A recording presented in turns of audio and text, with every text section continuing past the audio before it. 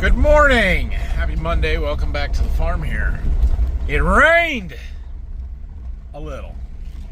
According to the rain gauge, we've had about 3/10 of an inch of rain in the last 2 days. Now, I need to go check the rain gauge and make sure it's not plugged up. Sometimes we get a seed or some bird poop or something in the bottom of the rain gauge and it doesn't register correctly. So we'll go check that. But yeah, we definitely got a little bit. It's good. It's good for the wheat ground. It's good for where we spread fertilizer, all of that. It probably means we're not combining anything today or spreading any fertilizer, but that's all right. I got plenty of other stuff going on.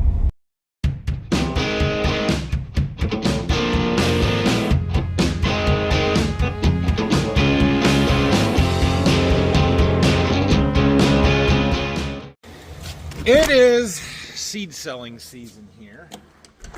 I know, it's stupid early, it's ridiculous, but that's just how these seed companies' games work these days, and it really is the best price that I am going to be able to get for my customers now, very soon. In the next 2 weeks, I will sell between 80 and 90% of the seed that is going to run through my dealership and my warehouse here. So I am going to stop and see a bunch of customers this morning here, try and get some of those conversations rolling at least, and we'll see if we get anything locked in, but at least to start on that, and we've got some maintenance stuff to do here the rest of the day. This old truck, she needs an oil change and a headlight. I have those things, they're in that box over there, so we're gonna try and do that later today. And then we're gonna get that combine. My tire sealant is supposed to show up today, so we're gonna try and get that tire fixed on the combine, and we've got some stuff to work on the grain cart if we get time. Well, I made it back here. Phil's got the air seeder in the tractor in his shop, so I'm gonna change oil in this truck outside here. We'll crawl into there and get it draining. We've got a crop insurance meeting here in a few minutes, so we'll get it draining and then deal with that and come back and finish it up.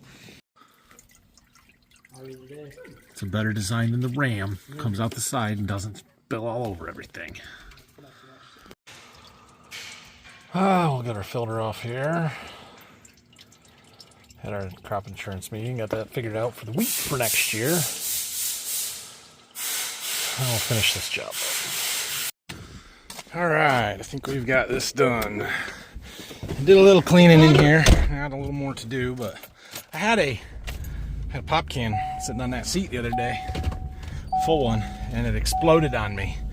Covered that whole side of the truck, the dash, the door, and my seat covers. So I stripped those off and take them home and get them washed.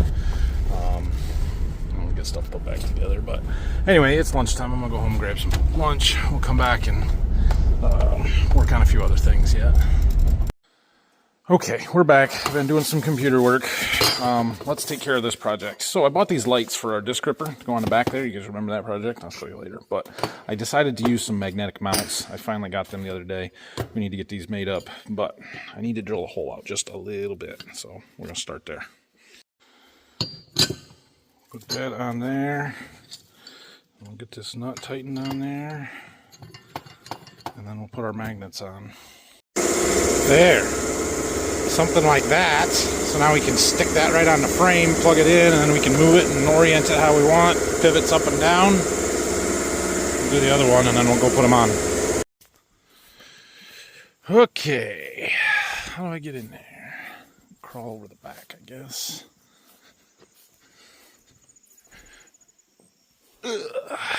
So, the goal, or the idea, put this on here, something like that. We're gonna be a little flexible on where exactly it goes, but something like that. Might have to go in here so we're not shining right on this. I don't know, or maybe out there farther, but we've got a plug for it somewhere. Where did we do with it? It's tied in here somewhere, right there.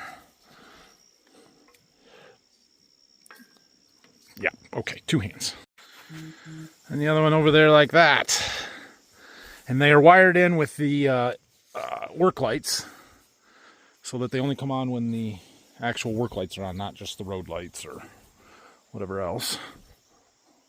And they kind of will light up this area in the back here and everything behind it, because one of the problems with running this at night is we're so far away from the tractor lights up there. Like, you can see the discs and even the rippers to an extent from the cab.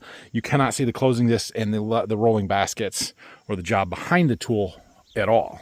And so occasionally we get rocks caught in here. They get caught between this internal scraper and this rolling basket, and then they start dragging up, and you can't see it at night. You just kind of wait until you feel it.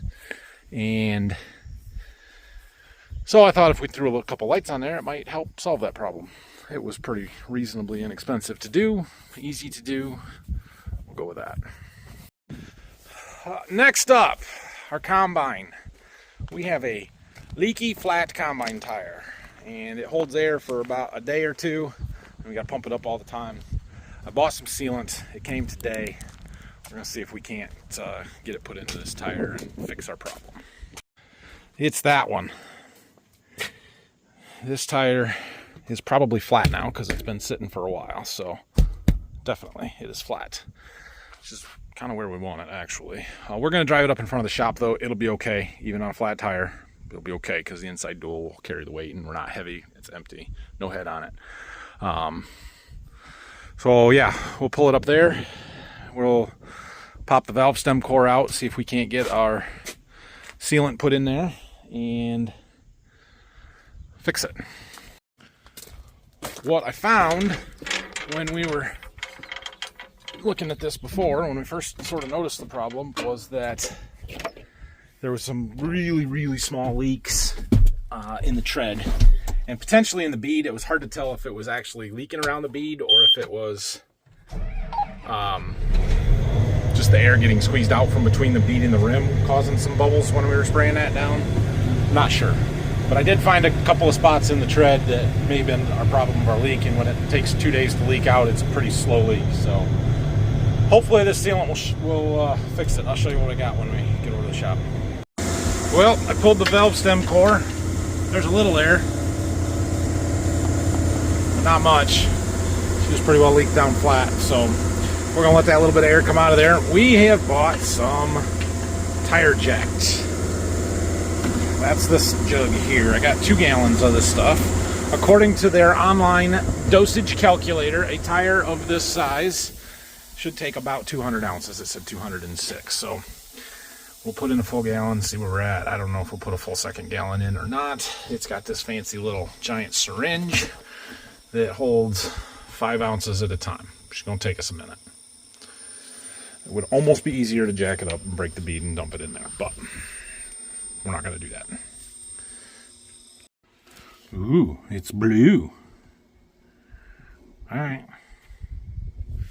Let's see if we can suck some of it up.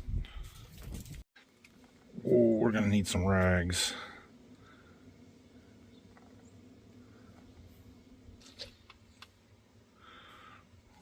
There's one. Okay, it's going to take a little while.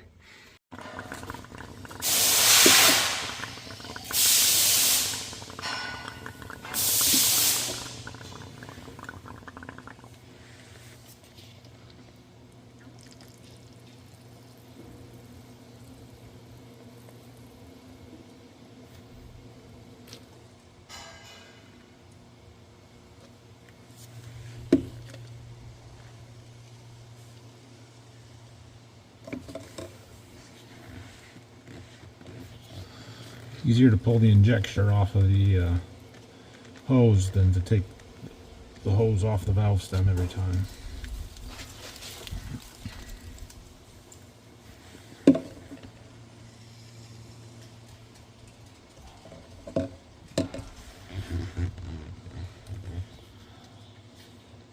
This isn't too bad though.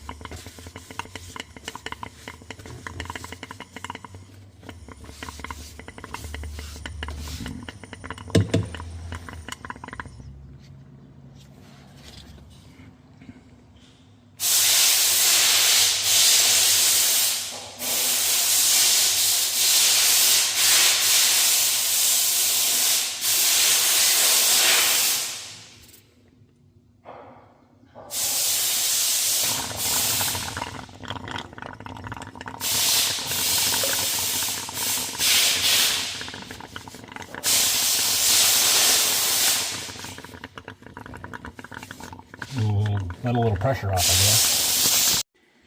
Well, it took a little bit of time, but we got our first gallon mostly in there. I just had to soak up a little bit that we spilled, I guess, but good enough. We'll get the other one and see. It said 206 ounces, 200 ounces, be 128 in a gallon. So we need more than half of another gallon. I could just put the whole thing in there and have plenty, but I got a leaky tire on the Gator. I'm hoping to use the rest of this on the Gator tire. All right, I have 208 ounces put in there. You know why 208? Because it's a 5-ounce injector. If you start at 128 and you go in 5-unit increments, eventually you get to 208, not 206. Anyway, I found something very interesting, so I was taking this apart to clean it up a little bit. And look at what happened right along the little edge of the rubber plunger here. We got like this rubber sealant stuff from our tire jack. That's how it seals tires. That's fascinating to me. Maybe it'll work. So we're gonna put our valve stem core in, pump some air in this tire, and then drive it around the shed a couple of times or something to distribute that stuff, and hopefully it fixes our problem. Well, we got our tire pumped up to 23 psi. Let's go drive around a little bit. I think I should drive it down the road to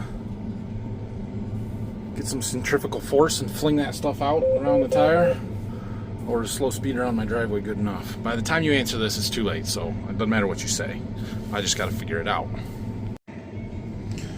Might as well put fuel in it while we're running here, and we're also running a software update. Ooh, that one's going to go fast.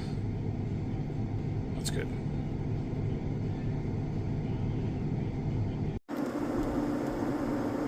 Rylan came to visit me. Yeah, so I was on the phone there for a little while. My sister called me, but got the combine put away, fueled up, software update's done. Hopefully our tire seals up. It may not just from that little bit of running it, but hopefully if we leave it set, or we run it in the field after a full day or something, then we see some results from that stuff. So doing a software update on this display while I was sitting here waiting for fuel. I thought I'd get it started. I think it's about done, so we're just letting it finish up. Okay, I don't know what else we need to do right now. I should do the software updates on the 8RX. We'll get to them. I'm tired of sitting waiting on computers. So, we're going to run down to some cornfields down here. 103-day corn. It was planted early. Pull some ears. Let's pull some samples and see where we're at with the moisture reading. I believe that this field and that field are our driest corn. This is 103-day corn that was planted reasonably early, sometime in April, late April. I have to look up the dates. And I think that we're going to start shelling corn here. So we're going to walk out here and pull some ears. You can see most of the color is gone. We still got some green, especially as we get down in the dip there. You know, every now and then you get a plant like this. She's got some tar spot, doesn't she? Still got a heck of an ear on there, though. But the ears are still upright. Now, we do notice on this particular variety, the husks have opened up and are loose. That is a good thing. That lets moisture out of the ear, lets them dry out. We also see some starting to tip down here. That's normal. Some of these stalks are still green. We want to be checking for standability here, so we're gonna push some of these stalks over until they touch the row next to it.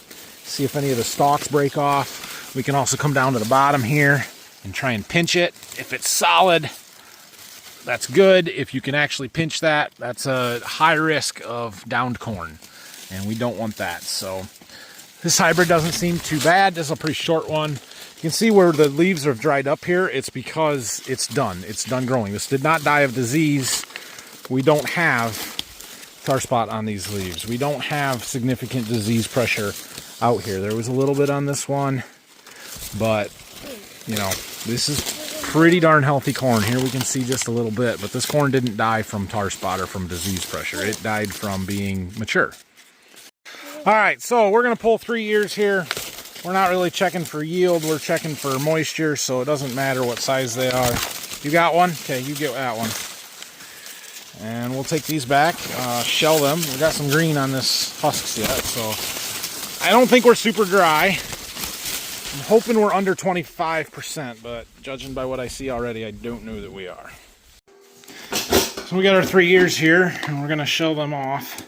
They are not shelling easy. The kernels feel wet. It's not a good sign for dry corn. They're like popcorn seeds. Like popcorn seeds at the end? Yeah, they're smaller, aren't they? If I have to guess here, 28 to 30. We'll see. We'll let him finish this, and then we'll run it through the tester. All right, so we poured our corn into our tester, and we're gonna, don't touch it, let go. It did pour. It's a little wet. We'll see what it says. I'm not too bad at guessing this. 29 and a half. That's not dry. We better let her sit for a few days, boys. Also, this 50.1 test weight. We don't worry about test weight when it's 30% moisture either. It's not going to be good. Just for fun, we'll go pull another sample from another field, but it's not going to be better. We're going to go back here. Oh man, this corn looks green. We're going to go back here to the first planted corn and just take a look at it. It's 110 day, but it was planted first. But the plants are still pretty green. We'll walk out there. We'll see if it's even black layered. If it's not black layered, we aren't testing it. You picked two from that field and I picked two from this field. No, we're just going to go out here. They are the same. It wouldn't matter. We could go in that field, but technically this one was planted first, so we'll go here. We're going to walk out in it a little ways, though. We're not going to stand right on the end rows here. Yeah, that husk is very green. Lots more green plant material out here. This is 10U97. We're going to see what this one does. It looks really good. A little bit taller hybrid. Standability looks pretty darn good. And it's got some stay green to it. Good or bad. We got a little tar spot on some of these drying up leaves. It's late now, it doesn't matter. Higher ear placement. Much taller hybrid. There's some northern corn leaf blight. Look at that. Eee. That's no good. Alright, let's see what we got. You out here? Nope. Don't know where he went. So I pulled an ear here, and here's a look at our kernel. Well, first of all, let's look at the top half of that ear. We can't really see a milk line, maybe very, very slight right at the base there. So I look to see, do we got a black layer? And we do not. It's very close to black layer. I mean, within a day or two here, I would say, but it's not actually black layered. This corn's 35%. This one's not close to being black layered. You don't think so? That's a nice ear. You picked a big one. I'm picking another. Well, we're not going to test this one. It's going to be wet. Well, that'll put the idea of shelling corn anytime soon on a little bit of a hold, I think. At least this week. We need some more heat and sunshine. Finish this crop off. It's done growing. This early stuff, some of the later planted corn might still be growing a little bit, in which case this rain might help it some. But we got a lot of drying to do. A lot of drying. All right, I have just a few minutes here before I kind of want to go home, so I'm trying to fill a little bit more video for you. I thought of something. The other day, we ran a bean field where we did a HeadsUp trial, and I told you that we needed to analyze it later on the computer. We can't really see it from the yield monitor. Well, it's later, and I'm at a computer. Let's analyze it. I'm going to do this the lazy YouTuber's way of filming my screen rather than doing a screen record, because then I would have to get it off of this computer, and that's just not fun for me. So here is our planting map. The blue areas got the HeadsUp treatment. The yellow areas did not. Here's our harvest map. Now, as we look at that, can we see anything? Well, we've got a green strip here. We've got some green over here, but it's hard to really draw anything from that. So we can do some data analysis. If we look down here at the bottom, we have our varieties listed. Heads up, not heads up, and then unavailable, whatever. That was 1/10 of an acre. We're not going to worry about that. So we had 36.9 versus 40.3 acres. And if you look there just at the raw data, 64 bushels per acre where we put the heads up, 60 where we did not. That's a win. That's a 4 bushel win on a product that cost me a half a bushel per acre. Hold up, though. Hold up. You'll notice the perimeter of this field is all yellow. Well, not all of it, but most of this perimeter. End rows don't count. So let's get rid of the end rows. Let's pull up a selection box, and we're just going to kind of go through, highlight basically everything that's not perimeter of the field. We'll even cut some of that off.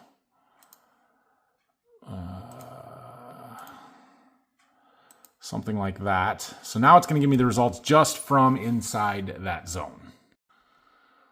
Okay, this is also interesting. So I completely did that looking at this map, not the yield map over here. So I was just trying to isolate out, you know, things that would have been affected by trees, by the end rows, that stuff. We don't want that in our data. So we just selected basically through the middle of the field. Now we come down here and look at our data.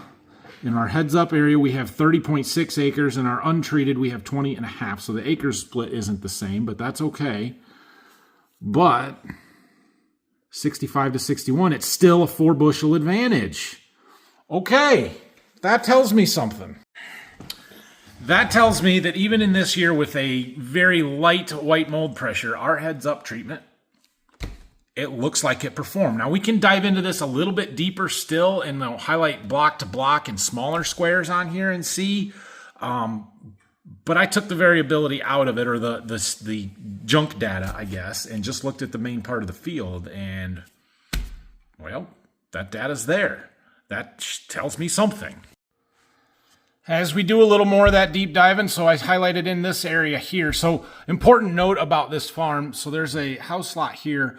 We have farmed basically from behind this woods, about right here to somewhere in the middle of this blue, down to this house lot for years, like since the early 80s. We bought the farm that goes around it about 10 years ago, and it was CRP for 20 years. And you can still see that here, that there is a yield difference from the stuff that we had been farming longer to the stuff that was CRP forever. That's gotten less pronounced as we've gone and been farming it for longer, but there's always been a big yield difference. So this, it's in a little bit of both of those spots, but it's not over the line. So we highlighted about half and half. What do we got? 5.6 versus 6.9 acres, 61 to 59. That's not as much, but it's still a win. If we move our box over here into the part that is newer for us to farm and exclude all of the older stuff, and we keep that 50-50 split here, we're 7.6 versus 6.1 acres, 68 versus 66. It's still that 2 bushel. So in this field with that test, shows that it worked. Now I've been using the heads up on our farm for several years because, again, if it does anything against white mold, it's worth it. It's not very expensive. And so for me, it just kind of makes sense to do that. This is the first time I've ever done a real solid test, semi-replicated here with different strips to be able to look at it and say, yeah, that worked. And you know, when you look at the whole farm, you see 4 bushel. When you highlight or exclude end rows and boundaries, you see 4 bushel. When we highlight out a couple of blocks, we see 2 bushel in different spots, which means somewhere there's bigger differences. But trying to compare reasonably like area and stuff, I think it works. I think it worked for us, and I will continue to use it. Well, going home. Sort of a slow day for middle of harvest, but that's just how it is when it rains. So we'll see what we get for weather tomorrow, tonight. The rain's basically moved through, but oh yeah, I got a truck here. But there's a chance we might get some more yet. We'll see. Figure out what our plan is for tomorrow. If we don't get any more rain, we could go and do some spreading tomorrow, I think. Maybe start in on that gypsum. I got a little bit of potash we could spread before we switch the spreader over to doing the gypsum. And we'll go from there. So thanks for watching this one. If you have any questions or comments, leave them down below. Got a little drone work we need to do as well. I got some fields. I want to go fly the tile fields and stuff and get some pictures. So I'll try and get that done tomorrow. And keep selling seed. We got to keep selling seed. So we'll see you guys tomorrow. Have a great night.